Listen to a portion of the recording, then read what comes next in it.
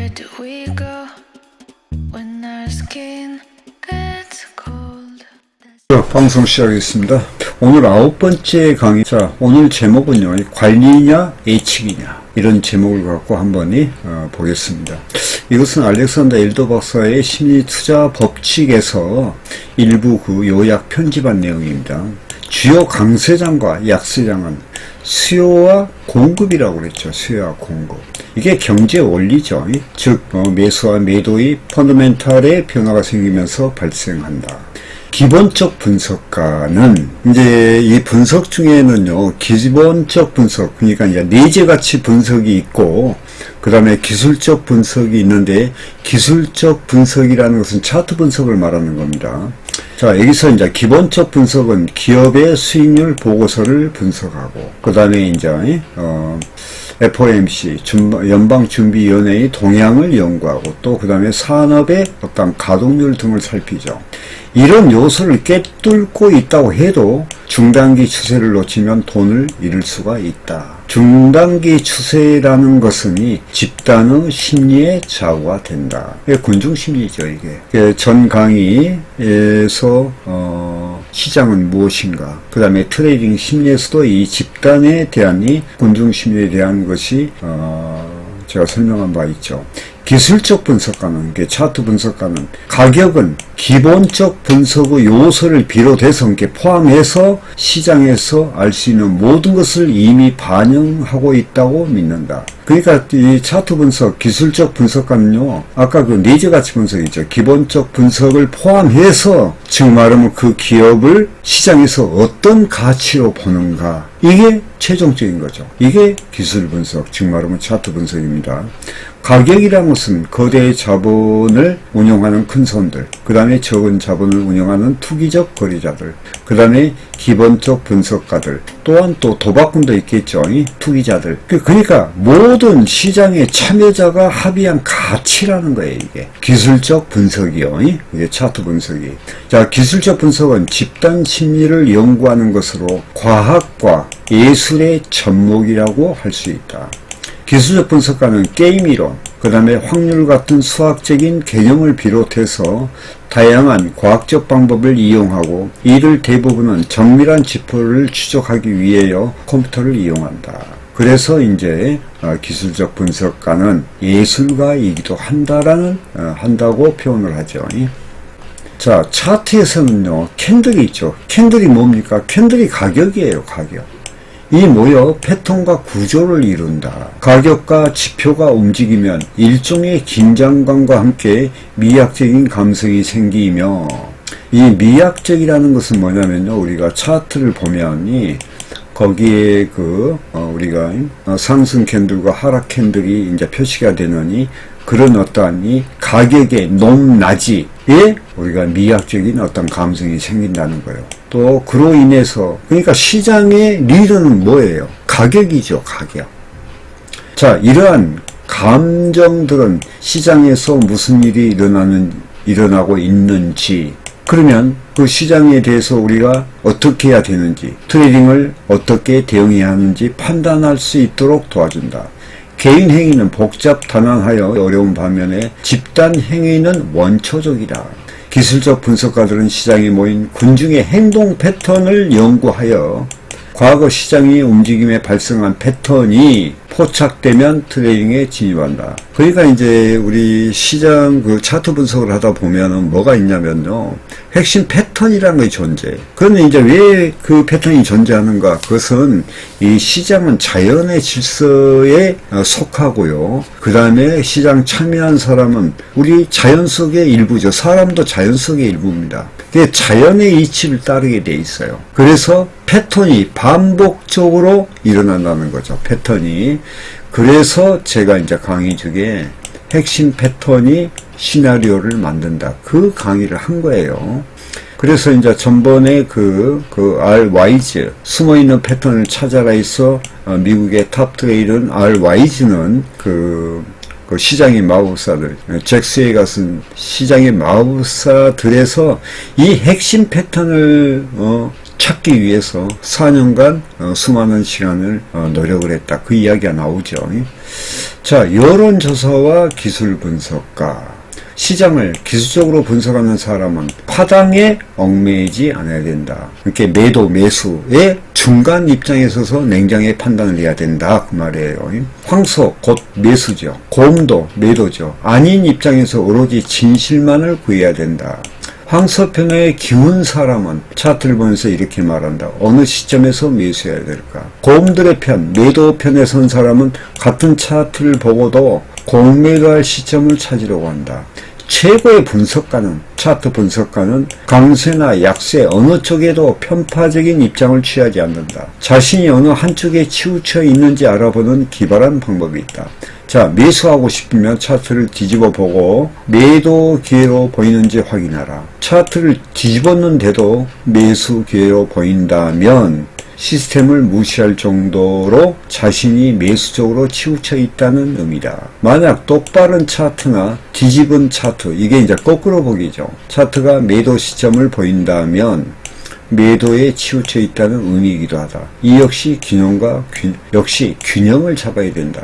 저는 이제 차트를 분석하고 차트의 그 분석에 의해서 시장에 대응하는 트레이더거든요. 그렇기 때문에 뭐든지 어느 한쪽에 기울면 안 돼. 너무 편파적으로 하는 것은 곧 뭐예요? 손실을 초래하는 거다 이 말이죠. 제가 이제 이거 하나 보여드릴게요. 제가 육전 스크린 기법이 여기 있는데 여기 보시면 이렇게 있죠. 제가 3분봉을 이렇게 볼게요. 3분봉.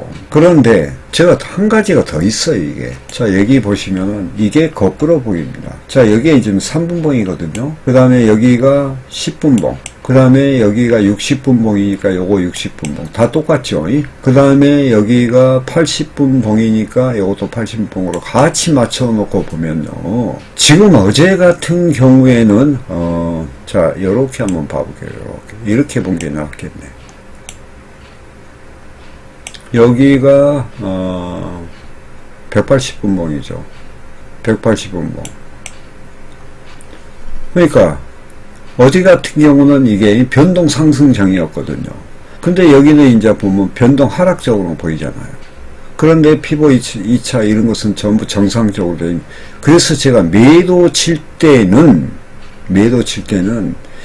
경우에 따라서 레버리지를 사용하기 때문에 매수 부분에서 보면은 레버리지 사용을 많이 하거든요. 근데 매도 부분은 잘 못해. 매도를 치기가 반대 개념이니까. 그래서 거꾸로 보기를 사용을 해요.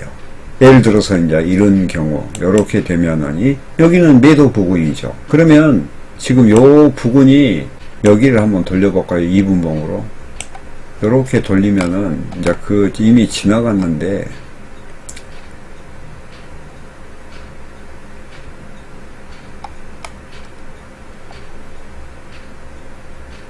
이제 예를 들면 하는 이야기예요. 예를 들면 지금 여기서 변동했으니까 이게 지금 66선이 있고 13선이 상승각이었죠. 이렇게 맞고 이렇게 떨어지면 이게 하락각 지지와 상승각, 그러니까 다시 올라가죠.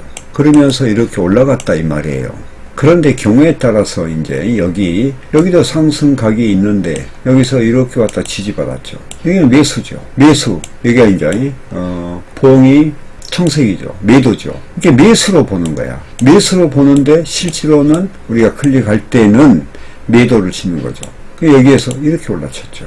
그러니까 매수, 여기가 이제 매도, 매수, 매도, 매수. 그 다음에 여기에서 점점 올라가니까 여기서 5선 상승각 타고 올라갈 때는 여기 하락 조정받았고. 이게 매수로 보는 거야. 근데 실제로는 매도죠. 그렇게 해서 이제 거꾸로 보기를 사용하죠. 이걸 한번 보시면은 여기가 80분봉이죠. 자, 요 부근에서 이렇게 올라쳤다가 이렇게 빠졌죠. 그리고 이렇게 올라갔는데 요 부근이 여기서는 여기로 보이는 거야. 여기에서 여기가 26선이 왔고 13선 이렇게 왔다가 이렇게 하락 조정받았죠. 그러니까 올려치는 거지. 여기에서 곧 우리가 여기 차트로는 매수로 보이는데 음봉이니까 이것은 매도겠죠.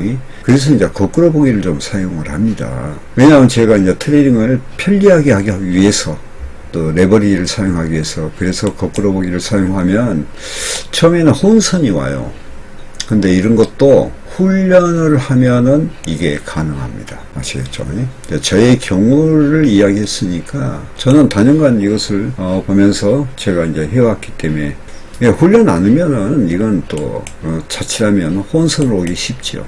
자, 여기 보시면 최고의 차트 분석가는 강세나 약세, 매수 매도 어느 쪽에도 편파적인 입장을 취하지 않는다. 자신이 어느 쪽에 치우치는지 알아보는 기발한 방법, 이거 설명했죠. 그 다음에 이제 관리냐 예측이냐, 이것을 한번 설명해 드리겠습니다. 자, 트레이더들은 대개 가격 변화를 감정적으로 받아들인다. 이 감정적이 절대 안 됩니다. 이건 객관적입니다. 돈을 벌면 으쓱해서 떠벌리고 다닌다. 시장이 불리하게 돌아가면 벌 받는 아이처럼 풀이 죽어서 손실을 본 사실을 숨긴다. 이게 거의 다 숨깁니다. 제가 이제 상담해 보면은 얼마 손실 났다 솔직하게 얘기해봐라. 그래야지 내가 트레이딩에 어떤 조언을 해줄 수 있다. 처음에 다 숨겨요. 나중에 이야기하죠. 하지만 어떤 상태인지 얼굴에 다 드러난다. 자, 미래의 주가를 예측하는 것이 시장 분석가의 목표라고 믿는 트레이더들이 많다. 미래의 주가를 예측하는 거예요. 예측하는 거. 미래, 누구도 알 수 없는 거죠. 어느 분야든 아마추어는 예측을 요구하고 프로들은 정보를 종합해 확률의 바탕으로 판단한다. 여기에서 이제 응급실 사례가 나와요. 이제 알렉산더 일더 박사는 정치가 의사잖아요. 그래서 병원의 그 예를 전번에도 그 트레이딩의 어떤 취약점을 개선하는 데 있어서 그 다음에 그 약물, 알코올, 그 다음에 뭐 도박 중독, 그런 집단에서 많은 통찰을 얻었다 하는 이야기가 나오는데, 병원 응급실 사례를 들어가면서 의사들은 예측하는 사람이 아니다. 문제가 발생하면 처리하는 사람이죠. 의사가 하는 일은 관리지 예측이 아니라는 거예요. 우리가 응급 환자가 들어왔어요. 그러면은 우선 쇼크가 안 나게끔 어떤 의학적인, 그 다음에 어떤 치료부터 시작하겠죠. 우리가 전문 분야니까 설명할 필요는 없겠지만 잘 모르니까. 그와 마찬가지로 이 트레이더도 우리가 의사와 마찬가지다 그 말이에요. 트레이딩으로 돈을 벌려면 미래를 예측할 필요는 없다. 시장에서 정보를 취재해 현재 주도권을 잡고 있는 쪽이 매수인지 매도인지를 알아내면 된다. 시장을 주도하는 세력의 파워가, 힘의 강도죠. 강도가 어느 정도인지 측정하고 현 추세가 얼마나 지속될지 판단해야 한다. 장기적으로 시장에서 살아남겠다는 목표를 세우고 보수적으로 자금을 관리하고 수익을 차곡차곡 쌓아나가야 된다. 자신의 심리 상태를 살피고, 제가 이제 눈의 강의에서 요 이야기를 했죠. 살피고 탐욕이나 그 다음에 공포에 빠지는 것을 피해야 된다. 이 일들은 모두 꾸준히 하는 트레이더는 예측하는 사람보다 성공할 확률이 높다. 제가 이제 가끔이 우리는 이제 데이 트레이더이기 때문에 그날 오를 것이다 내릴 것이라는 우리는 상승 하락을 우리가 알 수가 있어요. 근데 어느 것까지 올라가는 것도 일부는 알 수 있어. 그러나 그게 어느 저항선을 뚫고 올라가서 안착했을 때는 어떻게 간다는 것은 알고는 있는데, 보통 보면 이제 여기서 그냥 어떻게 진입 자리부터 청산까지 그냥이 해주기를 바래. 나 그런 거 보면은 참 답답하죠. 그러니까 밥상을 차려주면은 떠먹으려고도 안 해. 또 먹여줘야 된다는 그런 뜻이요. 그런 사람들은요 100% 피합니다. 그러니까 우리가 예측하는 사람이 아니라 관리, 즉 말하면은 대응하는 사람이다 그 말이에요. 트레이더는. 그래서 세 번째, 시장을 잊고 스스로를 관리하라. 장중에는 어마어마한 양의 정보가 시장에 쏟아진다. 가격 변동은 황소와 곰이 싸우는 전황을 알려준다. 트레이더 할 일은 시장에 쏟아지는 정보를 현명하게 분석하여 시장을 주도하는 집단에 돈을 거는 것이다. 이기는 쪽에, 힘이 강한 쪽에, 이게 힘의 논리죠. 돈을 거는 것이다. 이게 확률이죠. 그래서 확률에 의한 베팅이에요. 그래서 아까 이야기했지만은 트레이더는요 현장에 대응하는 거예요. 그러면 대응하기 위해서 우리가 차트 분석은 기본적으로 알아야 되는 거예요. 자, 시장을 분석할 때 상식적으로 생각하라. 새로운 현상이 발생해 판단이 안 설 때는 시장 바깥의 일상생활과 비교해보라. 그 시장은 우리가 인간은 자연 속에서 살죠. 그러니까 알게 모르게 시장도 자연의 질서라는 것이 있어. 그걸 우리가 비교해 보면 우리가 그 피보나치 수열이나 이런 것들도 자연의 어떤 질서죠. 파동도 역시 마찬가지고. 그래서 우리가 시장을 분석할 때는 상식적으로 판단하면 된다 하는 그 이야기인데, 자, 이를테면 두 시장의 지표가 매수 신호를 발동시키고 있다고 하자. 큰 폭으로 하락했다가 매수 신호가 발휘된 시장에서 매수해야 할까 하고 이제 물음표 던졌죠. 자, 두 가지가 있어. 추락사고를 당한 사람과 비교해봐라. 계단에서 뚫어졌다면 툭툭 털고 일어나 뛰어갈 수 있을 것이다. 그러나 3층에서 창문에서 추락했다면 3층 창문에서 얘기는 다르다. 뛰어다니려면 한참 시간이 걸릴 것이다. 회복하는 시간이 필요하기 때문이다. 낙폭이 큰 하락 이후에 주가가 갑자기 급등하는 경우는 거의 없다.